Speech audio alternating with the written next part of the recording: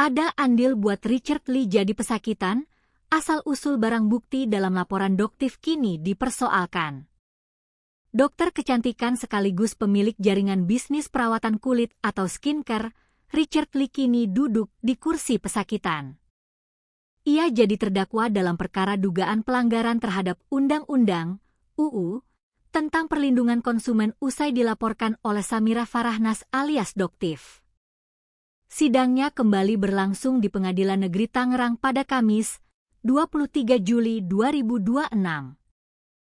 Dalam sidang tersebut, pihak Richard Lee menggarisbawahi sejumlah hal yang dianggap memicu tanda tanya. Hal pertama yang kini dipersoalkan yakni terkait asal-usul barang bukti dalam laporan Doktif ke Polda Metro Jaya.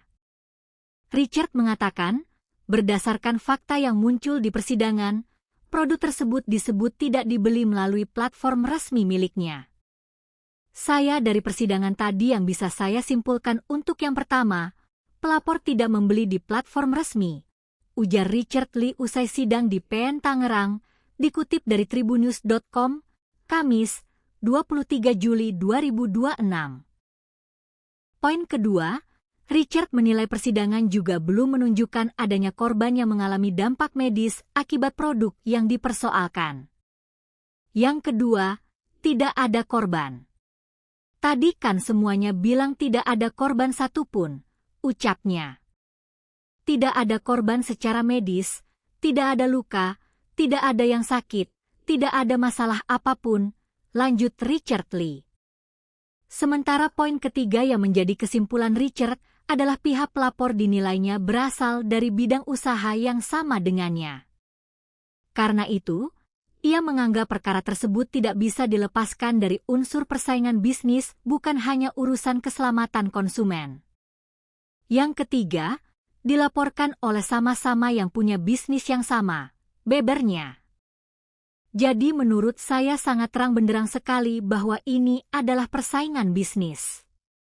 Semuanya pasti juga bisa lihat bahwa ini adalah persaingan bisnis, kata Richard Lee.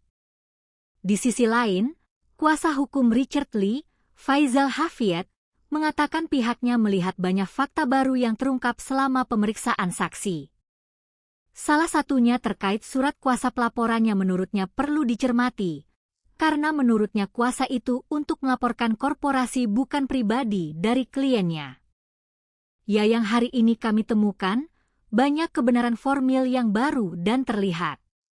Contohnya, surat kuasa dari pelapor ke lawyernya adalah menguasakan untuk melaporkan korporasi, CV Athena, bukan untuk melaporkan dokter secara pribadi, ujar Faizal. Selain itu, Faizal juga menyoroti adanya perbedaan antara keterangan yang disampaikan saksi di persidangan dengan berita acara pemeriksaan, BAP. Menurutnya, sejumlah hal yang menjadi dasar laporan justru tidak dapat dijelaskan secara rinci oleh saksi saat memberikan kesaksian. Pelapor ketika hadir di sidang banyak yang menjawab tidak tahu dan lupa. Padahal atas laporan tersebut klien kami akhirnya menjadi terdakwa, kata Faizal.